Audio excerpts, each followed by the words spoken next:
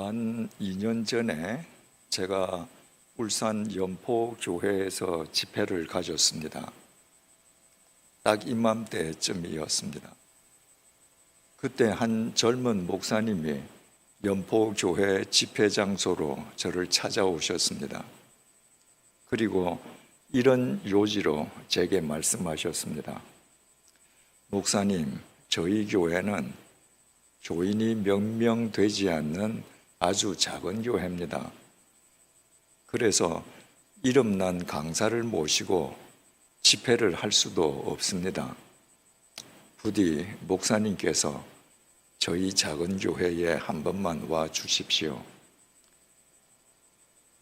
교인들을 위해서 일면식도 없는 제게 찾아와서 그렇게 요청하시는 그 젊은 목사님의 진정성과 순수한 열정이 제 마음을 움직였습니다.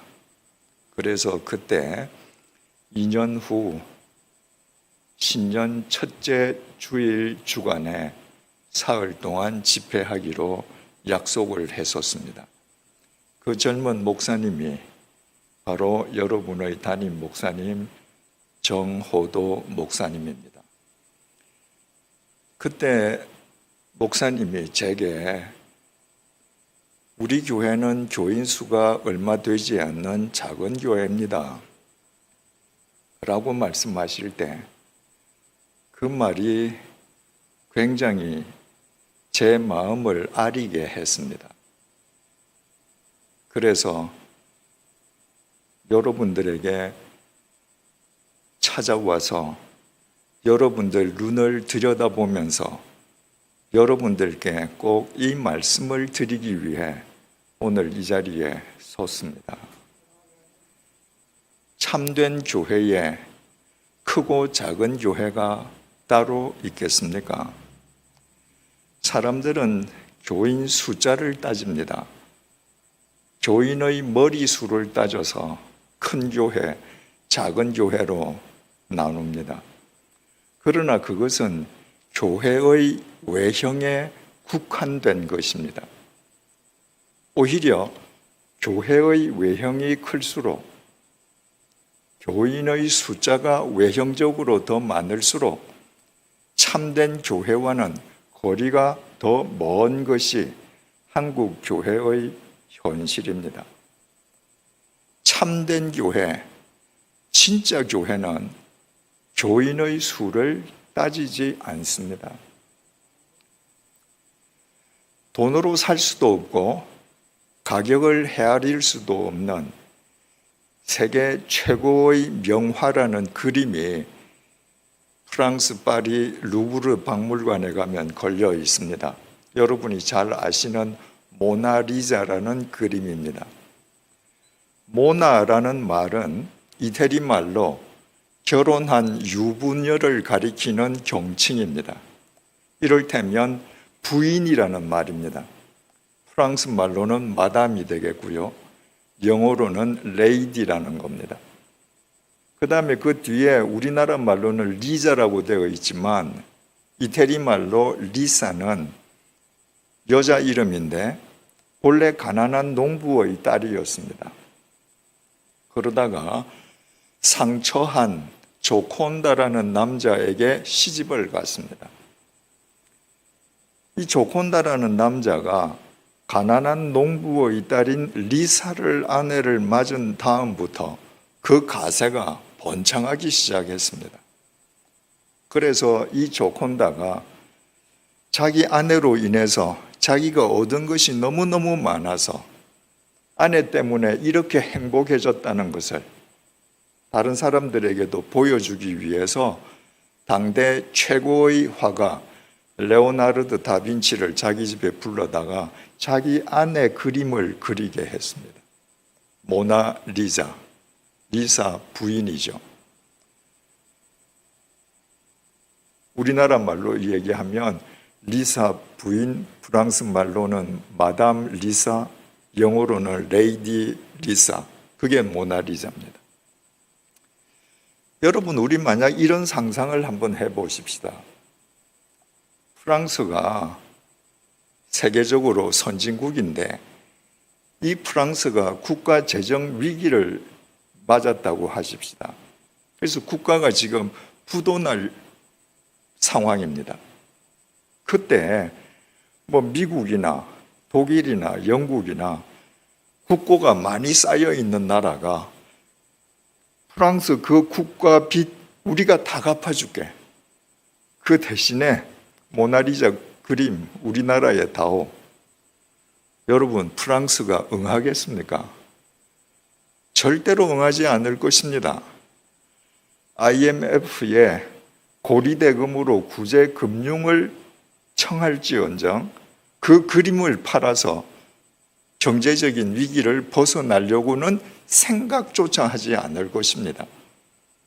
만약에 여기에 두 미술관이 있다고 또 한번 가정을 해보십시다. 한쪽 미술관에는 세계적으로 유명한 화가들의 그림이 다 소장되어 있습니다. 이쪽 미술관에는 세계적으로 유명한 미술가라기보다는 뭐 그저 그런 미술가들의 그림이 전시되어 있는데 그 중에 모나리사가 전시되어 있습니다. 세계 사람들이 어느 미술관을 더 좋은 위대한 미술관, 더 귀한 미술관으로 칠까요? 두말할 것도 없이 모나리사가 있는 미술관을 더 좋은 미술관으로 칠 겁니다. 루브르 박물관이 얼마나 큽니까? 거기에 전시되어 있는 작품을 모두 다 보기 위해서는 며칠이 걸립니다. 그래서 사람들은 대개 들어가서 중요한 것만 보죠. 루브르 박물관에 들어가 보신 분은 아시겠습니다만은 어느 입구로 들어가든지 모나리자를 보려면 이 방으로 가세요 하고 딱 안내판이 붙어 있습니다. 루브르에서 제일 중요한 작품인 것입니다. 한 1년여 전에 제 처하고 집에서 점심을 먹으면서 TV를 켜뒀는데 마침 TV에서 루브르 박물관에 대한 특집을 방송을 하고 있었습니다. 그 프로그램을 보다가 제 처가 저한테 이런 얘기를 했습니다. 저 모나리자라는 그림이 루브르 박물관에서 방탄 유리가 설치되기 전에 보아서 참 다행이었고 또 모나리사 그림이 그렇게 작은 그림인지 깜짝 놀랐다.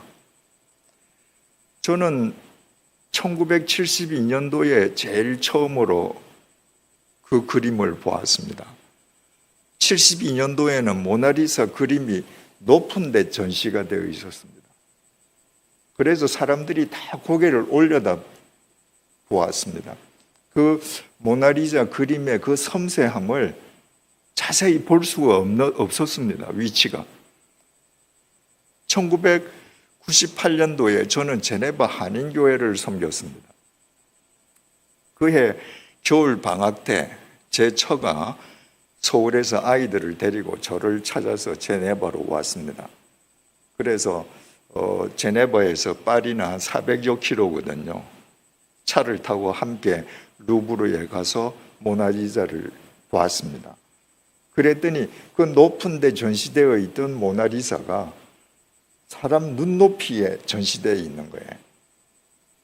그러니까 키 큰 사람은 바로 그 앞에 가서 그 그림의 섬세함을 볼 수 있었습니다. 그런데 걱정이 되더군요.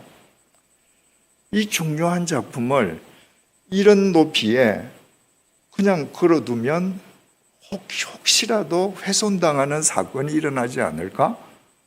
그러다가 제가 2001년도에 제네바에서 한국으로 돌아오면서 제 처가 제 짐을 싸주러 왔길래 다시 마지막으로 또 루브르 박물관에 가서 한 번 더 봤습니다.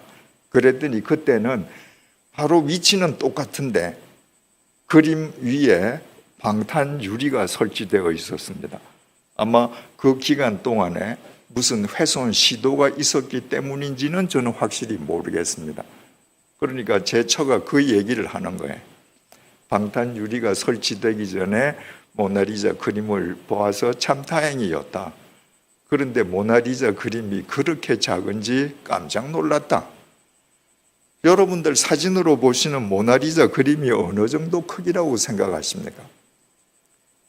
모나리자의 실제 그림 크기는요,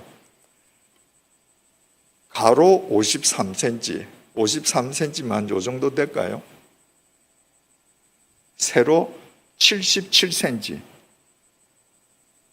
그 루브르 박물관에 걸려있는 그 많은 그림들 가운데에 가장 작은 그림 가운데의 하나입니다. 모나리자는 그것이 세계적으로 독보적인 명화로 사람들 입에 오르내리는 것은 절대로 그 크기에 있지 않습니다.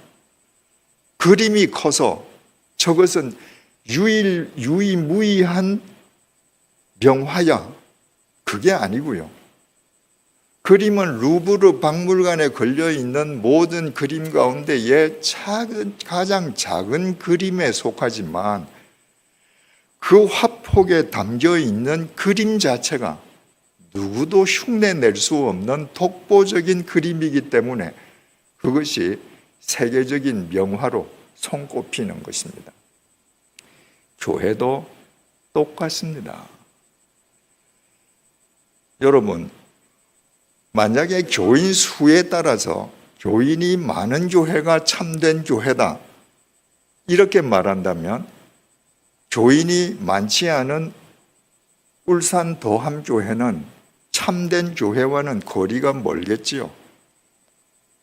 교인 수가 적어서 참된 교회가 되지 못한다면 울산 더함교회 여러분들이 누리는 구원은 대형 교회 교인들이 누리는 구원보다 열등한 구원일 것이고, 여러분의 믿음은 대형 교회 교인들의 믿음에 못 미치는 믿음 아니겠습니까? 결코 그렇지 않습니다. 교회는 건물이나 제도가 아니라 주님을 믿는 사람들의 모임입니다. 그러므로 그 모인 사람들이 참된 믿음의 소유자라면, 진짜 예수쟁이라면 그 사람들의 수와 상관없이 그 교회는 참된 교회입니다. 그러나 교인이 아무리 많이 모이는 교회라 할지라도 그 속에 들어있는 사람들이 예수 그리스도만을 믿는 참된 믿음을 지니지 못한 사람들이라면 그 교회는 참된 교회와 거리가 먼 교회입니다. 그러면 참된 믿음이라는 게 어떤 믿음을 뜻하겠습니까? 제가 먼저 몇 가지 예를 한번 들어보겠습니다. 첫 번째 예입니다. 예루살렘에 가면 여러분들이 직접 보신 분도 계시겠고 아니면 여러분들이 잘 들어서 아시겠지만 통곡의 벽이라는 벽이 있습니다. 바로 예루살렘 성전이 자리 잡고 있던 그 서쪽 아래쪽 벽 일부입니다. 옛날 유대인들은 사람이 손으로 돌로 만든 그 예루살렘 성전을 하나님처럼 여겼습니다. 그 성전 자체가 하나님인 거예요. 신성시한 겁니다. 예수님의 제자들 역시 유대인들 아닙니까?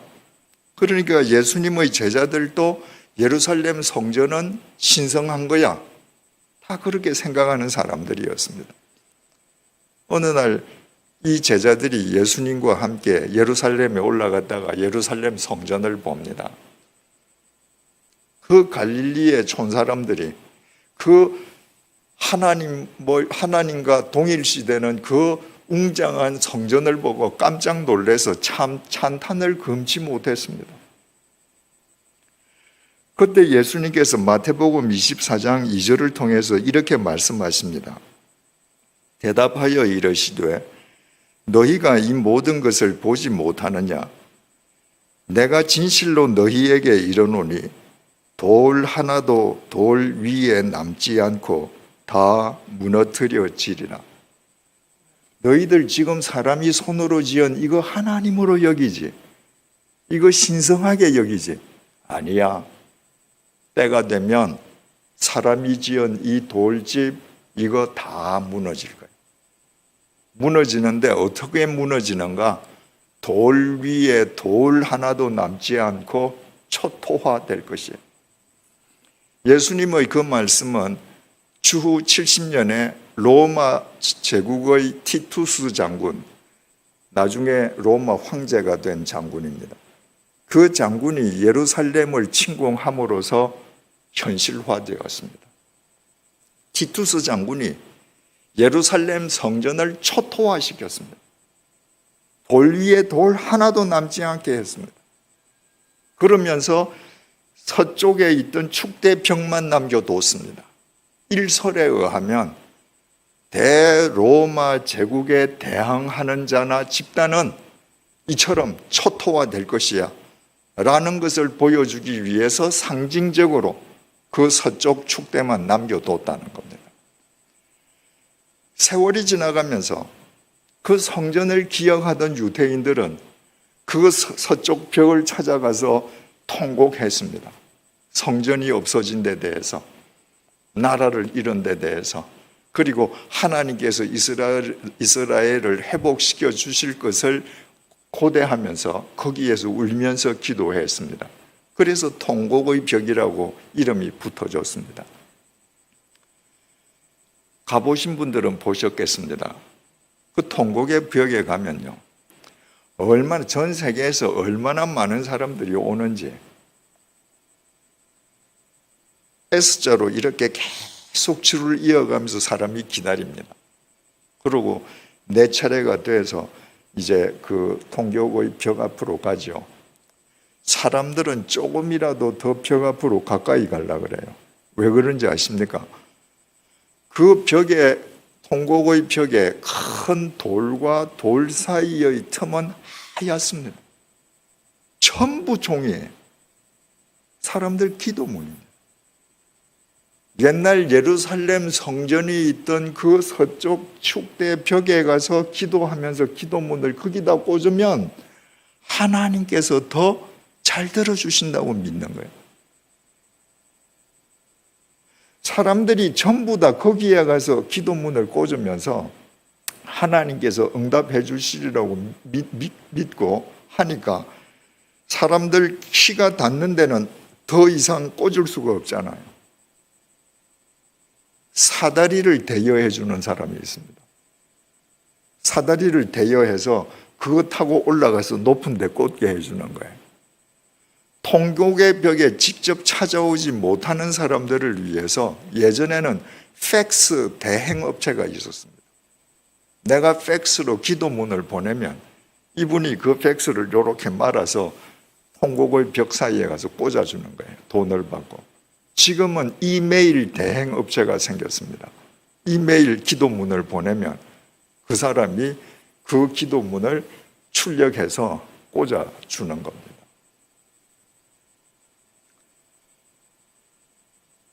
에베소에 가면 잠든 7명의 동굴이라는 동굴이 있습니다.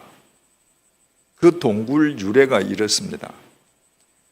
네로 박해 시대에, 그리고 그 이후에 수많은 기독교인들이 잡혀가서 화형당하고 맹수들의 밥이 될 때 7명의 그리스도인들이 그 박해를 피해서 에베소에 있는 그 동굴 속으로 숨어 들어간 겁니다.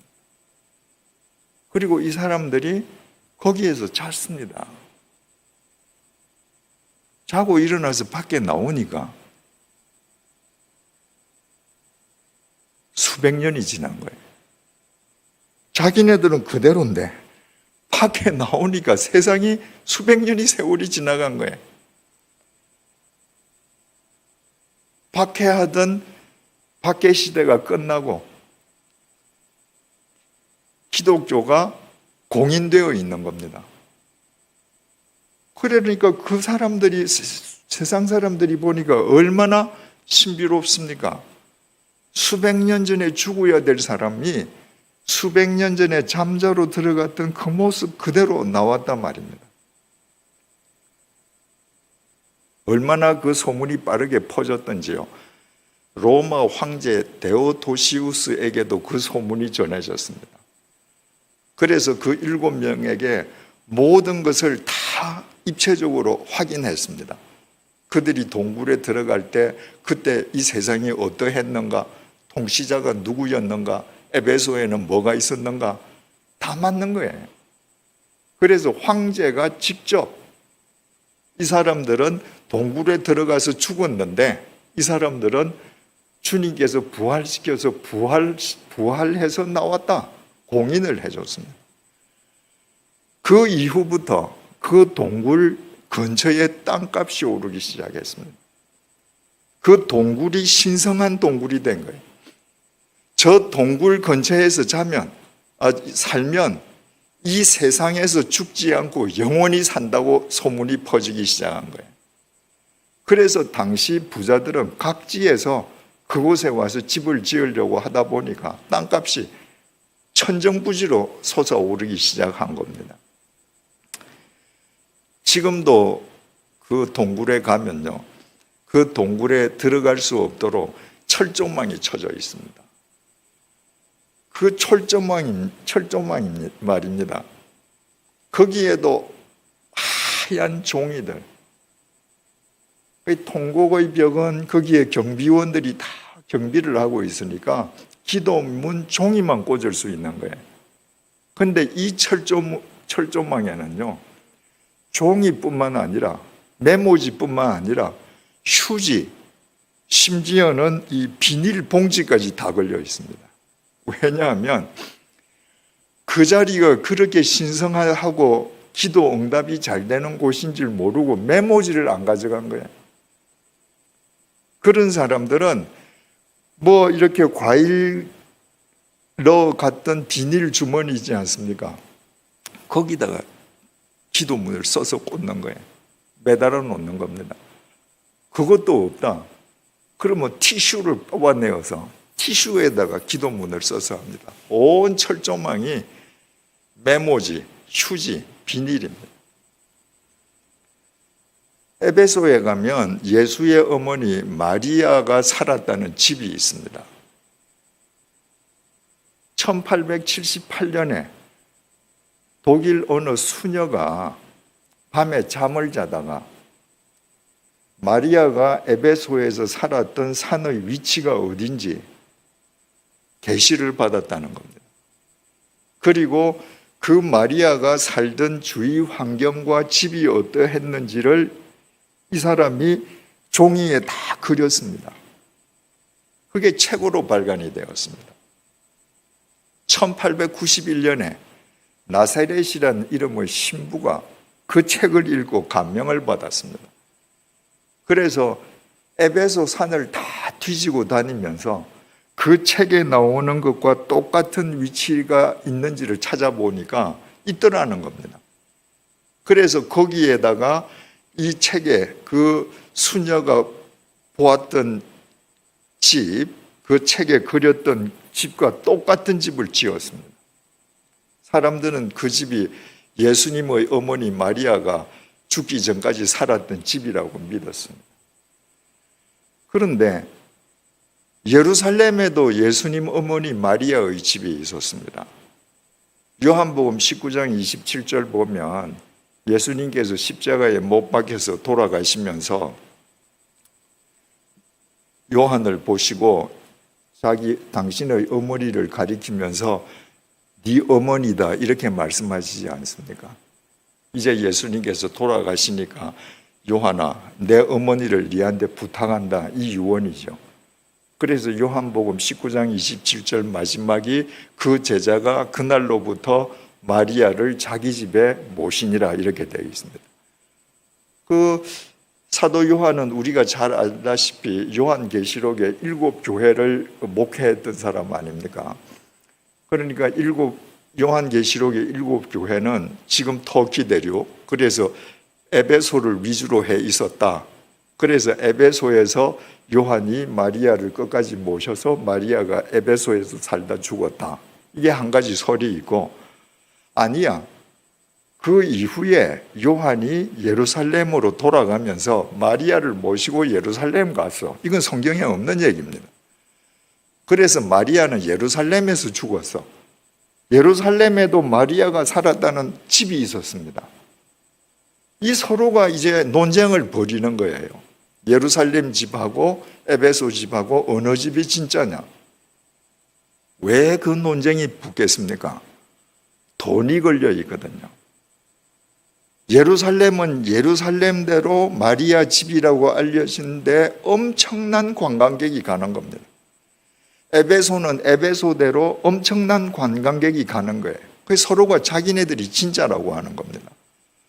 그런데 1961년에 교황이 에베소에 있는 집이 마리아의 집이라고 판정을 내려서 에베소에 있는 마리아의 집이 공식적으로 마리아가 살았던 집이 되었습니다. 그 집에 가면요, 아예 집 아래쪽에 기도판을 붙이는 큰 판이 설치되어 있습니다. 그런데 재밌는 거는 거기에 게시판이 붙어 있습니다. 경고판이 하나 붙어 있습니다. 절대 껌을 붙이지 마세요. 그러니까 거기에도 메모지 있는 사람은 기도 내용 쓰고, 없는 사람은 비닐 거기 꽂고 또 휴지 꽂고, 이건 다 똑같은데 나는 메모지도 없고 비닐도 없고 휴지도 없고 아무것도 없어요. 그런 사람들은 씹던 껌을 붙이는, 이거라도 붙여야 뭔가 이 다음부터 내 기도가 잘 응답되겠다는 거예요. 여러분, 우리도 뭘 누구한테 청탁을 할 때 저 사람이 좀 내 부탁을 들어주면 좋겠는데 잘 들어주지 않을 때 그 사람 어머니를 찾아가서 청탁할 수 있잖아요. 천주교 교인들은 마리아한테 기도하는 게 예수님 어머니이기 때문에 아드님한테 좀 써주세요. 이런 인간의 심리거든요. 그러니까 거기에 가서 껌이라도 붙이면 마리아가 예수님한테 우리를 뭔가 부탁해 주실 것이다. 여러분, 제가 지금 세 가지 예만 여러분들께 말씀드렸는데 이게 믿음입니까? 제가 에베소에 마리아의 집, 그리고 7명의 잠든 동굴, 거기에는 제 지인들만 갔습니다. 그래서 아무도 거기에 뭘 꽂는 분이 없었어요. 예루살렘 통곡의 벽에 제가 갔을 때는 제가 기독교 여행사에 돈을 내고 단체로 성지 순례 가는 팀에 따라갔습니다. 전부 목사님, 사모님, 장로님, 권사님이었습니다. 거기 가서 안 꽂는 사람이 없었습니다. 전부 써서 꽂았습니다. 여러분, 그게 믿음입니까? 그건 미신이라는 겁니다. 많은 사람들이 미신과 믿음을 혼동합니다. 미신은요, 저기 가서 통곡의 벽 돌 사이에 기도문을 넣으면 하나님이 기도 잘 들어주신대. 그러면 가서 꽂는 거예요.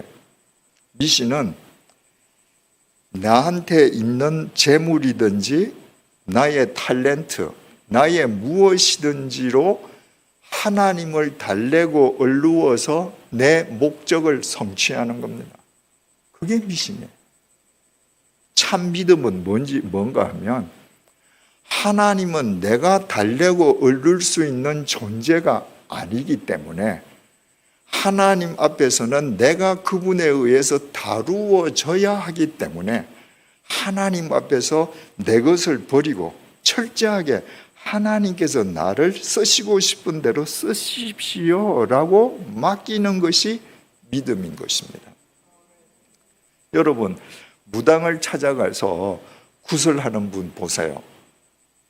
요즘도 뭐 신문 이렇게 보면 무당을 찾아가서 사업 잘 된다, 혹은 굿하면 아들 낳는다, 그래서 굿했다. 그런데 그 굿비가 얼마입니까? 수천만 원입니다. 무당 찾아가서 굿하는 사람은 그리스도인들이 교회에서 하나님께 헌금하는 액수와 비교도 안 되게 많이 냅니다. 그들이 하는 목적이 뭐예요? 무당이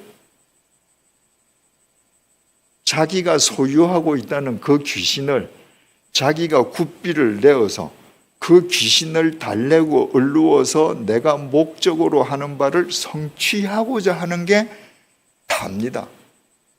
그게 미신이에요. 그걸 가리켜 참 믿음이라고 하지 않습니다. 그런데 오늘날 그리스도인들의 믿음이 그와 다를 바가 있습니까? 내가 교회 가서 봉사를 하든 하나님께 헌금을 하든 성경을 읽든 뭘 하든 내가 하나님 마음에 들게 해서 내가 원하는 거 이루어야지. 대부분의 그리스도인들이 이렇게 생각하고 있지 않습니까? 그 믿음이 아닙니다. 미신과 참 믿음의 분기점은 자기 부인이에요. 미신은 자기 부인이 없이 자기 강화만 있습니다. 내 욕망, 내 바람, 내 꿈만 이루어지도록 강화하는 겁니다. 믿음은 나를 부인하는 것입니다. 온전히 하나님께서 내 삶 속에 주관하시고 운행하실 수 있도록 나를 철저하게 부인하는 것입니다. 주님께서 마태복음 16장 24절에서 이렇게 말씀하십니다. 아무든지 나를 따라오려거든 자기를 부인하라. 아무든지 나를 따라오려거든 자기를 부인하라. 이 말씀을 뒤집으면 무슨 말이 됩니까? 네가 교회 열심히 다니니? 헌금 열심히 하니? 봉사도 많이 하니? 근데 말이야, 네가 너를 부인하지 않으면 넌 나를 쫓는 거 아니야. 넌 지금 나를 이용하려고 하는 거야. 그 말씀입니다. 여러분, 마태복음 13장을 보면 씨 뿌리는 자의 비유가 나오지 않습니까? 씨 뿌리는 사람이 불어오는 바람에 씨를 날렸습니다. 어떤 씨는 길가에 떨어져서 새들이 먹어버렸습니다. 길가는 딱딱하니까 사람들이 밟고 다녔으니까 흙 속에 씨가 들어갈 수 없죠. 어떤 씨는 돌밭에 떨어졌습니다. 싹이 나오는 듯 하다가 해가 뜨니까 말라 죽었습니다. 어떤 씨는 가시떨기 나무밭에 떨어졌습니다. 싹이 나오다가 가시떨기 기운에 막혀서 죽어버렸습니다. 오직 옥토에 떨어진 씨만 30배, 60배, 100배의 결실을 했습니다.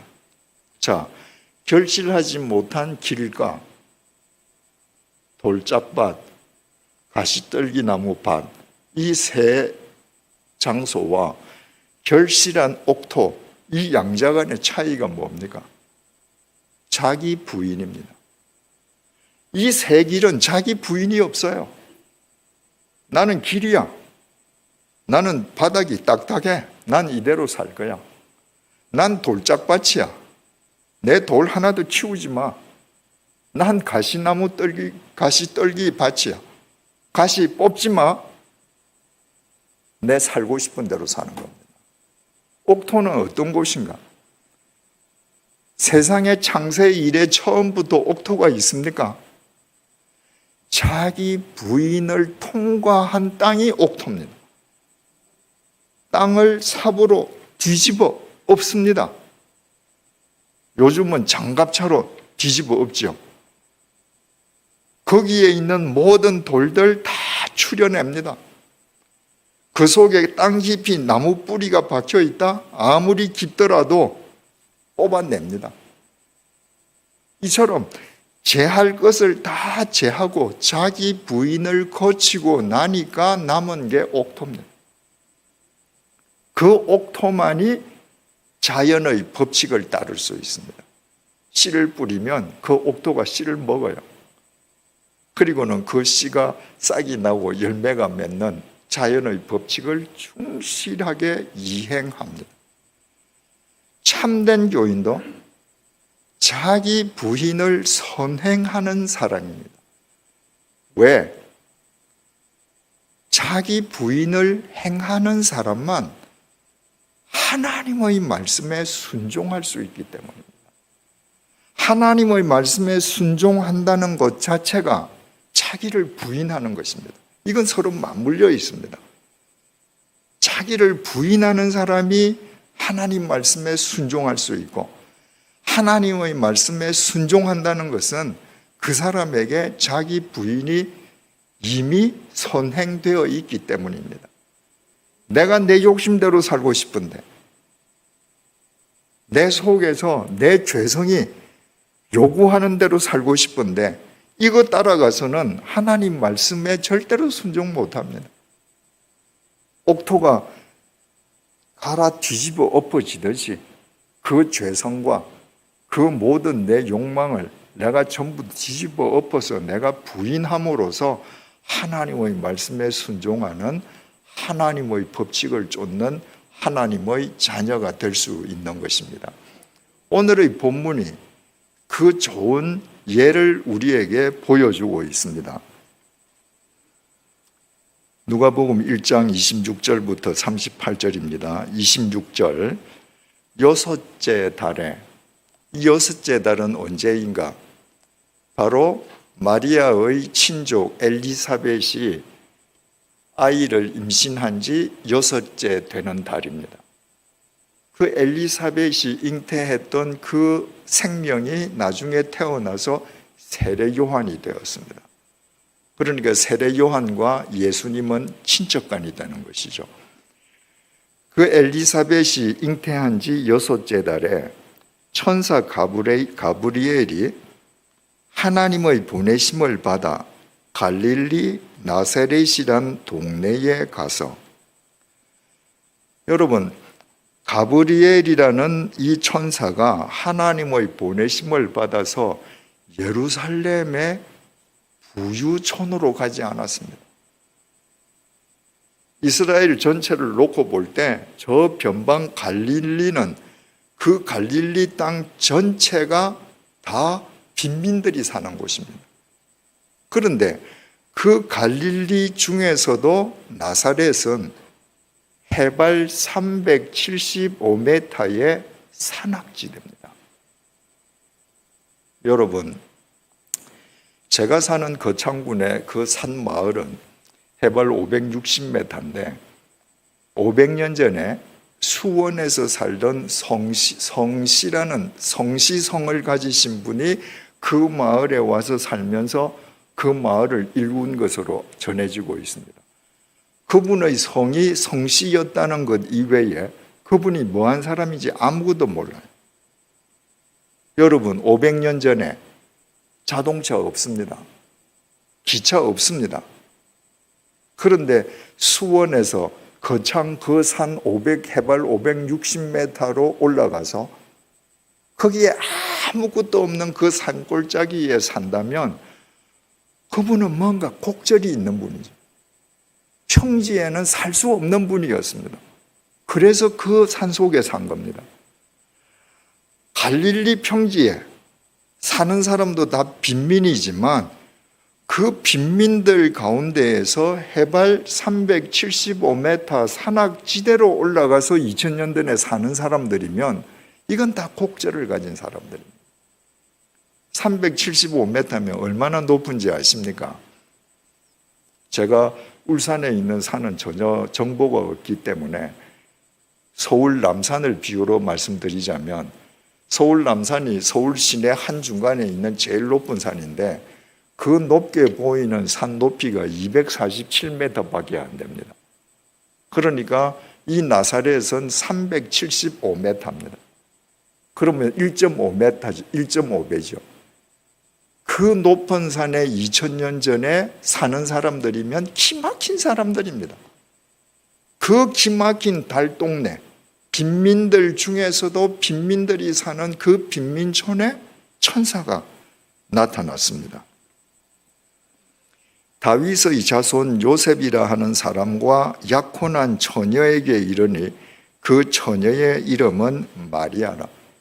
그 천사가 찾아간 사람이 마리아라는 처녀인데, 그 마리아는 요셉과 정혼, 약혼한 사람이었습니다. 요셉의 직업은 목수였습니다. 여러분, 성화를 보거나 주일학교 공과책을 보면 요셉이 말입니다, 목공소에서 대패질하는 그림이 나옵니다. 거의 대동소이합니다. 실제로 일본의 엔도 슈사쿠라고 하는 그 천주교 신자가 갈릴리를 찾아가서 그 옛날 문헌을 뒤지고 전부 다 자기가 조사를 한 결과 2000년 전에 그 갈릴리, 특히 그 375m 그 산악지대에는 우리가 지금 요셉을 목공소에서 대패질하는 것으로 그린 그런 목공소가 없었다는 겁니다. 그 가난한 동네에 어떻게 목공소가 있겠습니까? 혹시 연세 드신 분들, 옛날에 아침이면 구두 닦는 소년들이 구두통 메고 다니시는 거 기억나시죠? 조그만 나무 상자를 어깨에 메고 구두 닦으세요 하고 다니는데, 그 조그만 나무 상자에는 솔, 구두약이 들어 있습니다. 옛날 이 갈릴리 지방 나사렛의 목공들은 목공통, 조그만 구두 닦기 소년의 통 같은 목공탱을 울러매고 동네마다 다니면서 가구 고치세요 이러고 다녔다는 거예요. 거긴 다 가난한 사람들이 사니까 문이 떨어지거나 삐뚤어지거나 부서지거나 그러면 그 목공통을 메고 가서 망치질 해주고 일당 받아서 살고 이러던 사람이었다는 겁니다. 그 가난한 목수와 약혼한 마리아, 그 역시 빈민인 건 두말할 필요가 없죠. 28절입니다. 그에게 들어가 이르되, 지금 천사가 그에게 이르되 말했다는 거 아닙니까? 그런데 그에게 들어가 말했습니다. 여러분, 우리가 공과책이나 아이들 가리키는 이런 그림책 볼 때 참 조심해야 합니다.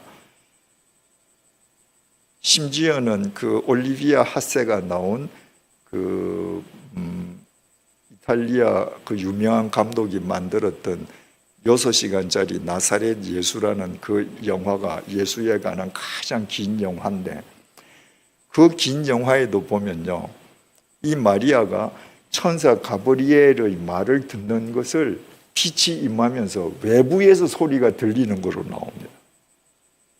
하늘에서 빛이 착 임하면서 소리가 들리니까 올리비아 하세가 이래요. 밖에서 소리 들은 거죠. 아닙니다. 천사가 이 마리아 속에 들어가서 말했습니다. 소리가 어디서 들려요? 내 속에서 울리는 거. 밖에서 들린 소리가 아닙니다. 밖에서 들리는 소리면 이게 뭘까? 일단 의심할 수도 있죠. 내 속에서, 내 심령 깊은 곳에서부터 소리가 쭉 내게 솟아오르는 거예요. 은혜를 받은 자여 평안할지어다. 주께서 너와 함께 하시도다. 이 속에서 들리는 소리가, 너 지금 은혜를 입었어.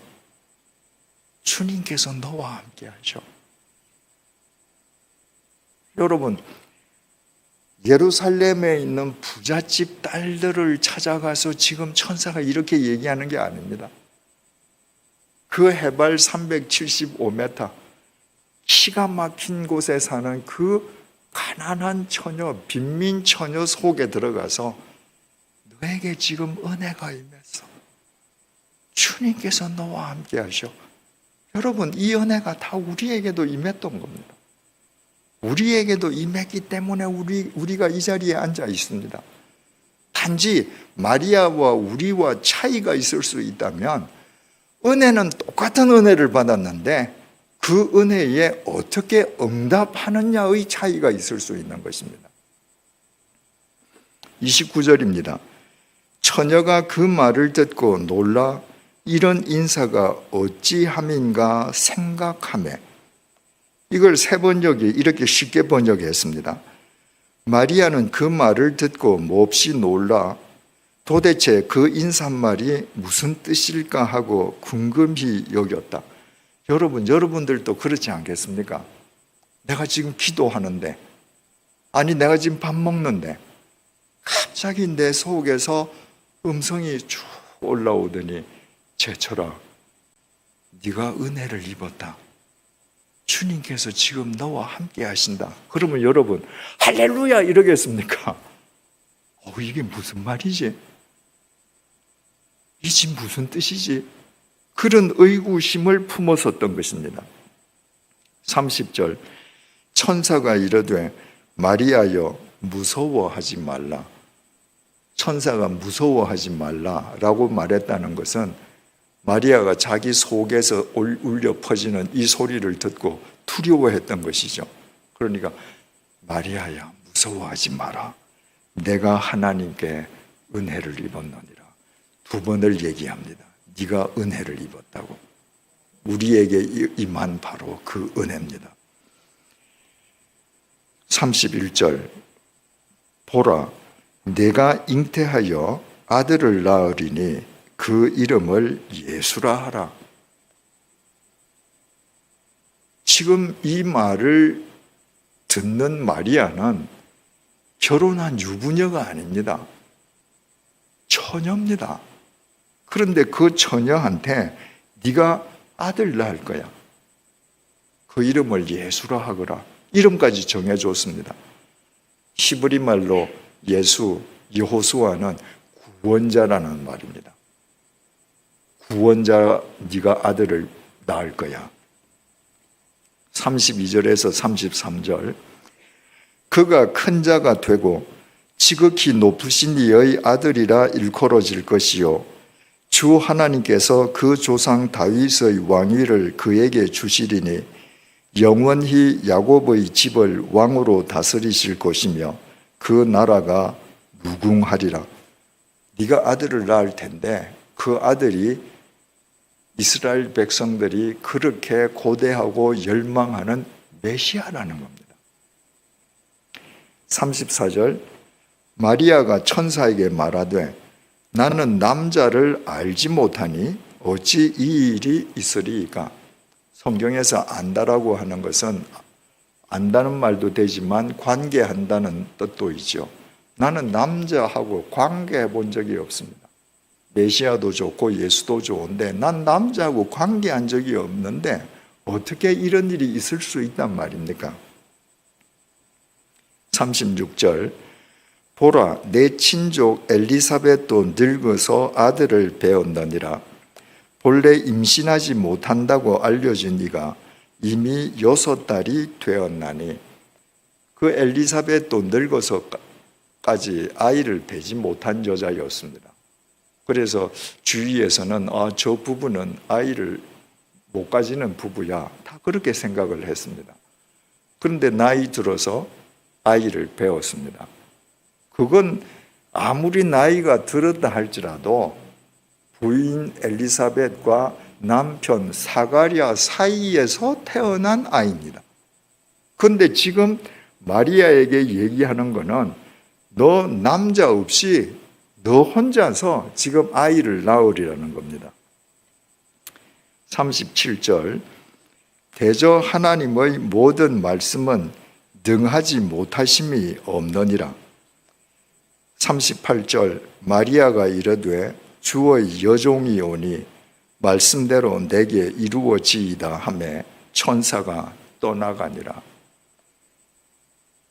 여러분, 지금 천사가 하는 말을 논리적으로 상식적으로 한번 가만히 생각해 보십시오. 거룩하신 하나님의 성령이 너를 덮으실 거야. 네가 이제 아들을 놓을 거야. 이름은 예수야. 곧 이스라엘 백성들이 열망하던 메시아야. 저 엘리사벳도 늙어서 애 낳았지.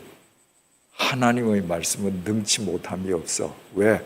하나님은 말씀으로 천지를 창조하셨으니까 너 이렇게 될 거야. 이 모든 말을 요약하면 네 혼자 아이 낳을 거라는 겁니다. 2000년 전 그 엄격한 유대 사회의 도덕, 윤리, 관념상 있을 수 없는 일을 네가 하라는 겁니다. 그런데 마리아가 38절에 마리아가 이르되 주의 여종이오니, 나는 주의 여종이니까 주님께서 시키는 대로 해야 할 겁니다. 나는 여종이므로. 그러니까 말씀대로 내게 이루어지게 하십시오. 그랬더니 천사가 떠나갔습니다. 여러분, 이 엄청난 일에 마리아가 어떻게 이렇게 순종할 수 있었을까요? 마리아에게 자기 부인이 선행되어 있었기 때문입니다. 아까도 말씀드렸죠. 나사렛은 해발 375m 산악지방입니다. 그 산악지방에 물자가 제대로 공급이 되겠습니까? 갈릴리 평지에 사는 사람들은 남정네가 나가서 그물만 던지면 고기 잡아옵니다. 그 산악지대에서 먹을 것을 해결하려면 얼마나 고달픕니까? 그 아무것도 없는 그 산악지대에서 마리아가 할 수 있는 것은 하나님만 바라보고 사는 겁니다. 이 세상에 대해서 미련을 갖고 이 세상 사람들이 하는 것을 추구하는 것이 아니라 오직 내 주 하나님에게만 나의 시선을 고정시키고 살아가는 것입니다. 그러므로 마리아가 그 척박한 산악지대에서 태어나서 10수년이 지나기까지 그 가난과 결핍 속에서 살았던 것은 마리아가 하나님 앞에서 자기 부인을 체질화시키는 은혜의 실험장이었던 것입니다. 여러분, 하나님께서는 당신이 선택하신 당신의 백성들이 당신의 말씀대로 살 수 있게끔 당신의 방법으로 자기 부인을 체화시켜 가십니다. 그래서 당신의 백성들이 가난에 빠지게 하시고 고난 속에 빠지게 하시고 그런 과정을 통해서 자기 부인을 행하는 믿음의 사람으로, 믿음의 장군으로 우뚝 서게 해 주시는 것입니다. 모세는 강에서 건져 올림을 받은 뒤에 40년 동안 이집트에서 왕자로 살지 않았습니까? 없는 것이 없었습니다. 그 40년 동안 모든 것을 다 할 수 있는 것 같았지만 그 왕자의 신분으로 그가 자기 백성 유대인을 위해서 할 수 있었던 것은 고작 애굽 군인 2명을 쳐 죽이는 것밖에 없었습니다. 그것으로 인해서 자기가 도망자 되었습니다. 모든 것을 다 할 수 있었는데, 다 할 수 있었을 것 같았는데 결과적으로는 도망자가 되었습니다. 그 이후에 40년 동안 미디안의 광야에서 양치기 노릇하지 않았습니까? 80 노인이 될 때까지. 나는 아무것도 할 수 없는 사람이에요. 나는 nothing이에요. 그가 볼 수 있었던 건 하나님밖에 없었습니다. 그가 자기 부인이 체질화될 때 하나님께서 그를 쓰시는 겁니다. 다윗은 골리앗을 물리치고 구국의 영웅이 되지 않았습니까? 그런데도 그를 시기한 사울 왕의 칼날을 피해서 10여 년 동안을 동가식 서가숙했습니다. 사울 왕은 오직 자기 경쟁자라고 생각되는 다윗 한 사람을 죽이기 위해서 3,000명으로 구성된 특공대를 몰고 다니면서 다윗을 죽이려고 했습니다. 그 10년을 다윗이 오로지 바라보고 도움을 구할 곳은 하나님밖에 없었습니다. 사울 왕을 죽일 수 있는 기회가 자기 바로 눈앞에 2번 있었습니다. 칼만 빼면 죽입니다. 죽이지 않았습니다. 세상의 모든 마음, 인간적인 마음 버리는 훈련을 했습니다. 그래서 다윗이 시편 23편, 우리가 그 잘 아는 시편 23편에서 1절에서 이렇게 이야기합니다. 여호와는 나의 목자시니 내게 부족함이 없으리로다. 여러분, 이것은 다윗이 임금이 되어서 한 시가 아닙니다. 다윗이 태어날 때부터 왕자로 태어나서 부족함이 없이 살고 왕으로 죽으면서 여호와가 나의 목자 되셔서 내가 이 세상에서 부족함이 없이 살았습니다. 그 말이 아닙니다. 다윗은 부족함 투성이었습니다. 그런데 내가 이 세상에서 부족한 것 투성이이므로 내가 여호와만을 갈망함으로 부족함이 없는 여호와의 은혜를 누린다는 것입니다.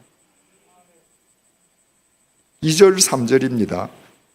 그가 나를 푸른 풀밭에 누이시며 쉴만한 물가로 인도하시는도다. 내 영혼을 소생시키시고 자기 이름을 위하여 의의 길로 인도하시는도다.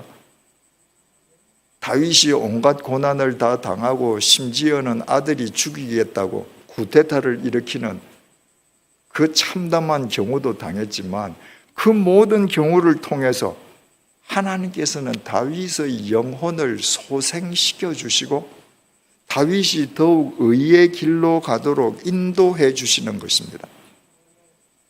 자기 부인의 길을 갈 수 있도록 하나님께서 그렇게 다윗을 세워 가신 것입니다. 그 결과 4절에서 내가 사망의 음침한 골짜기로 다닐지라도 해를 두려워하지 않을 것은 주께서 나와 함께 하심이라. 주의 지팡이와 막대기가 나를 안위하시나이다. 여러분, 이런 구절을 보면 우리가 이런 질문할 수 있지 않습니까? 하나님께서 아예 나를 사망의 음침한 골짜기로 데려가시지 말지 왜 사망의 음침한 골짜기로 데려가고 지팡이로 또 지켜주시고 그러는가? 우리를 사망의 음침한 골짜기로 데리고 가심으로 우리가 그런 과정을 통해서 하나님께 순종하는 사람이 되게 하시는 거예요.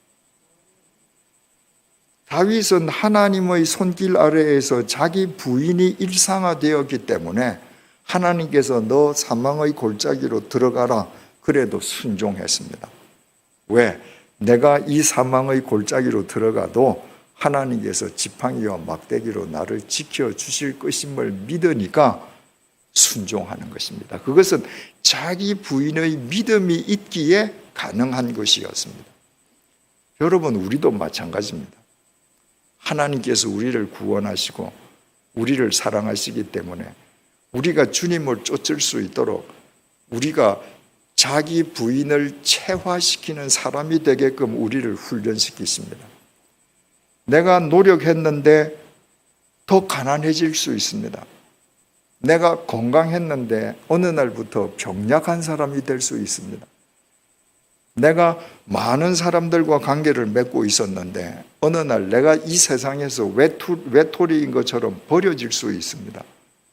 그런 과정을 통해서 우리는 하나님만 바라보면서 자기를 부인하는 믿음의 용장으로 세워져 가는 것입니다. 마리아가 그 척박한 땅에서 자기 부인을 통해서 순종하는 사람이 되었습니다. 그런데 우리는 이 마리아의 순종에 대해서 조금 더 깊이 생각해 볼 필요가 있습니다. 하나님의 말씀에 순종한다는 것은 내가 그 말씀에 순종함으로 인해서 주어지는 상황에 순종하는 것까지 포함한다는 것입니다. 우리는 다 하나님의 말씀에 순종한다고 이야기합니다. 그런데 내가 이제까지는 내 마음대로 돈을 벌면서 돈을 흥청망청 쓰다가 하나님의 말씀대로 의롭게 살면서 전보다 가난하게 되는 상황은 받아들이지 않습니다. 하나님 말씀대로 산다고 하면서 돈은 여전히 이제까지 벌던 상황 그대로 내가 벌어야지 복받은 사람이 되는 거예요. 마리아를 보십시오. 마리아야, 거룩한 하나님의 성령이 너를 덮으실 거야. 그래서 너 혼자 아이를 낳을 거야. 그 아이는 이름이 예수야. 메시아야. 하나님 말씀대로 되어지이다. 나는 주님의 요종이니까 주님 말씀대로 하세요. 순종했습니다. 그 순종은 무엇을 뜻하는 겁니까? 돌에 맞아 죽는 상황에 순종하는 겁니다. 유대인의 율법으로는 처녀가 아이를 베면 돌에 맞아 죽습니다. 마리아가 아이를 뱄는데 이거는 남자의 애가 아니에요. 하나님의 아이예요. 세상 사람 누가 믿습니까? 한 사람이라도 저 부정한 여자 돌로 쳐 죽여. 한 사람이라도 돌 던지면 군중 심리로 돌에 맞아 죽는 겁니다. 그 상황에 순종한 겁니다. 맞아 죽어도 좋습니다.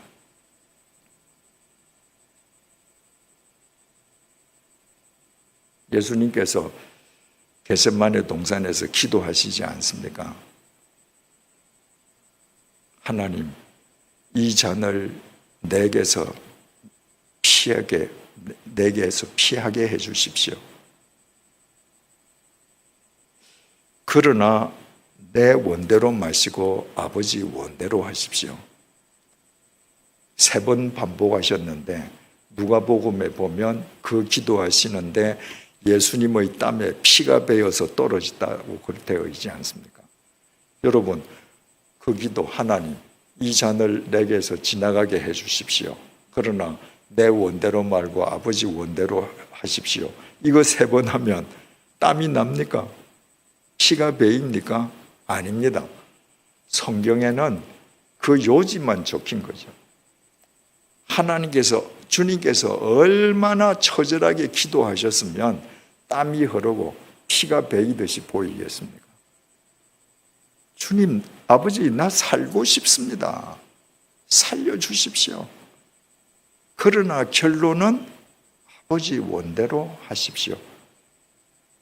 아버지 원대로 하는 게 뭡니까? 십자가에 사지가 못 박혀 죽는 겁니다. 그 상황에 주님께서는 자기를 던졌습니다. 순종했습니다. 예수님은 기도로만 하나님 뜻에 순종한 것이 아니라 그 주님의 뜻에 순종함으로 인해서 주어지는 모든 상황을 감수했습니다. 예수님의 12 제자들 보십시오. 예수님의 12 제자들 가운데에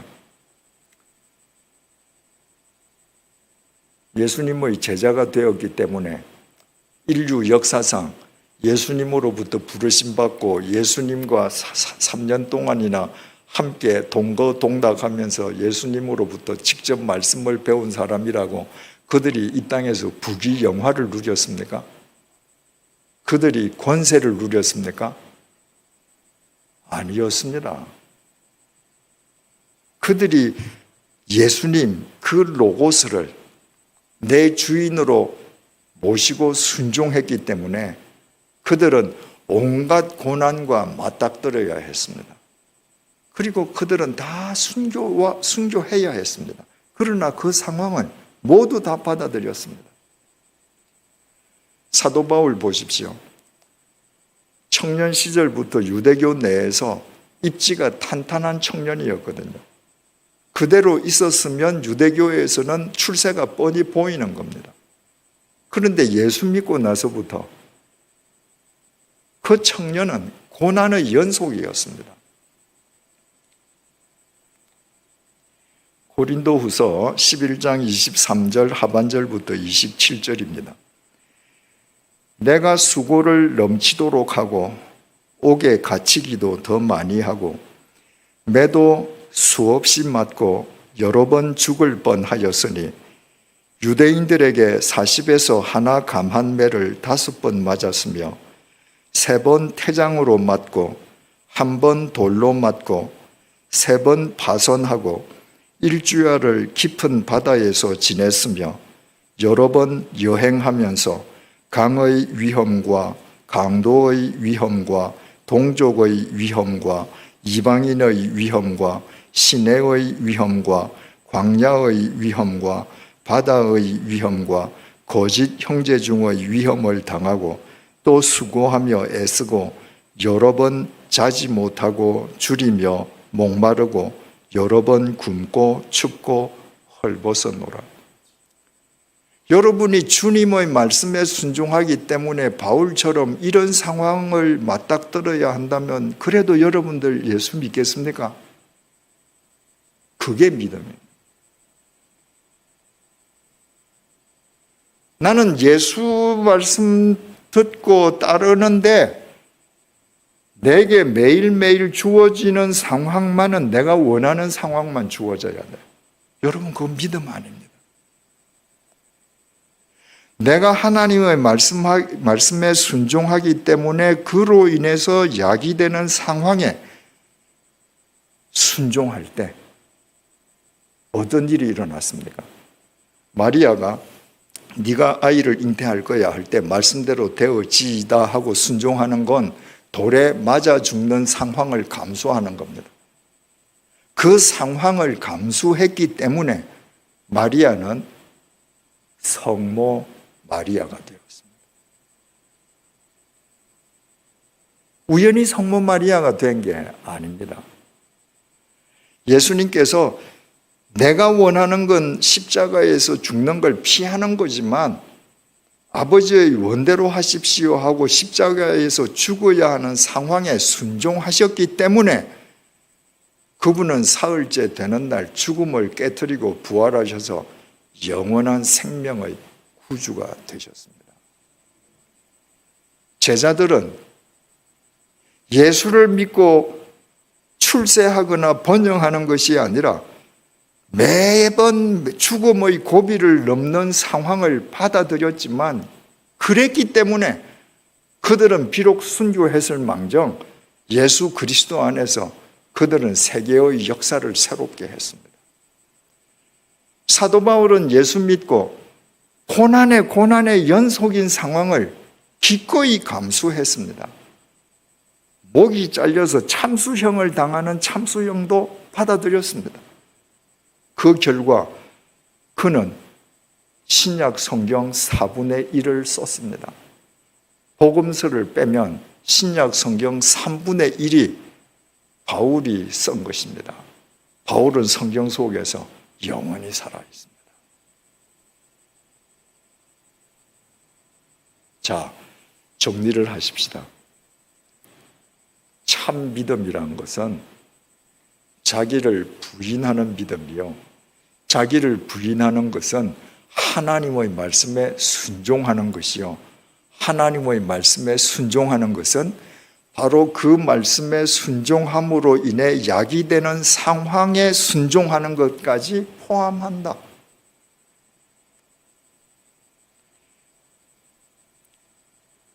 이사야 26장 3절이 이렇게 증언합니다.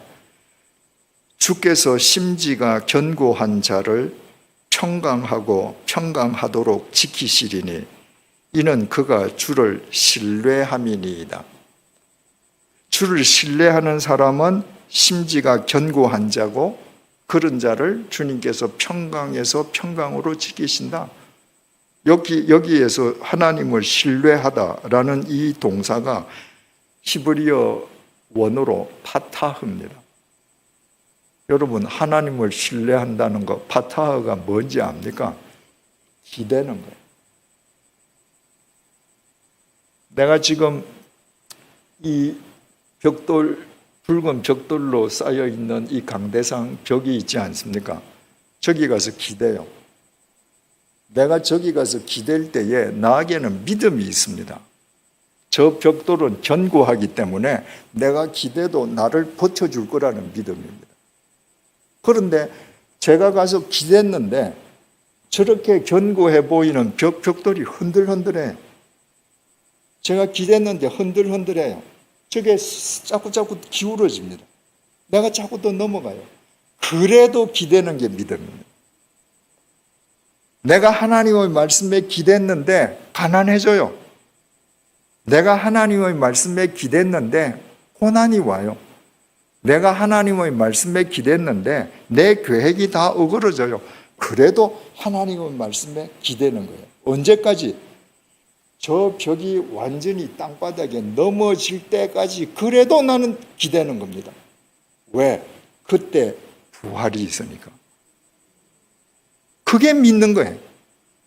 내가 저기에 기댔는데, 말씀에 기댔는데, 말씀에만 기대면 영혼도 잘 되고, 내 사업도 잘 되고, 무병장수하고, 그런다고 예수 믿었는데, 예수 믿고 나니까 다 안 되네. 그러면 치워. 그건 믿음 아닙니다. 내가 기댔는데 저게 흔들거리고 나를 버텨주지 못함에도 불구하고 세상의 손을 잡으라고, 돈을 잡으라고, 권력을 잡으라고, 세상의 것을 잡으려고 하는 모든 유혹을 내가 끊는 거예요. 이게 믿음입니다. 그 상황을 받아들이는 거예요. 그리고 내가 바닥에까지 떨어질 때 주께서 나를 평강에서 평강으로 지켜요. 왜? 사망의 엄침한 골짜기에서 나를 막대기와 지팡이로 안위하신다고 다윗이 고백했던 그 하나님이 나를 책임져 주시는 겁니다. 그래서 그 사람이 평강에서 평강으로 하나님의 인도하심을 받게 되는 것입니다. 여러분의 믿음이 지금까지 어떤 믿음이었습니까? 혹시 제가 서두에 말씀드린 통곡의 벽에 쪽지 넣는 믿음, 에베소에서 잠든 7명의 동굴 철조망에 쪽지 꽂는 믿음, 마리아의 집에 껌딱지 붙이는 믿음, 그런 믿음이었습니까? 그러면 오늘 이 시간에 당장 버리십시다. 그리고 어떤 상황 속에서든지 나를 부인함으로 하나님의 말씀에 순종하고 하나님의 말씀에 순종함으로 인하여 야기되는 모든 상황을 감수하는 진짜 예수쟁이들이 되십시다. 그 순간부터 여러분의 수가 아무리 작다 할지라도 마치 모나리자 그림처럼 울산 도함교회는 이 세상을 맑히고 밝히는 진짜 참된 교회, 하나님의 명품 교회로 우뚝 서게 될 것입니다. 기도하시겠습니다. 주님, 미신을 믿음이라 착각하지 말게 해 주십시오. 자기 부인이 선행되지 않는 믿음은 미신과 다를 바 없음을 잊지 말게 해 주십시오. 우리 모두 오직 하나님을 신뢰함으로 하나님 앞에서 자신을 부인하면서 하나님의 말씀에 순종하게 해 주십시오. 나아가 하나님의 말씀에 순종함으로 인해 주어지는 상황에도 기꺼이 순종하는 진짜 예수쟁이들이 되게 해 주십시오. 그리하여 울산 도함교회가 비록 교인 숫자는 많지 않을지라도 영적으로는 이 세상 어느 교회보다 더 큰 교회가 되게 해 주십시오. 예수님의 이름으로 기도드립니다. 아멘.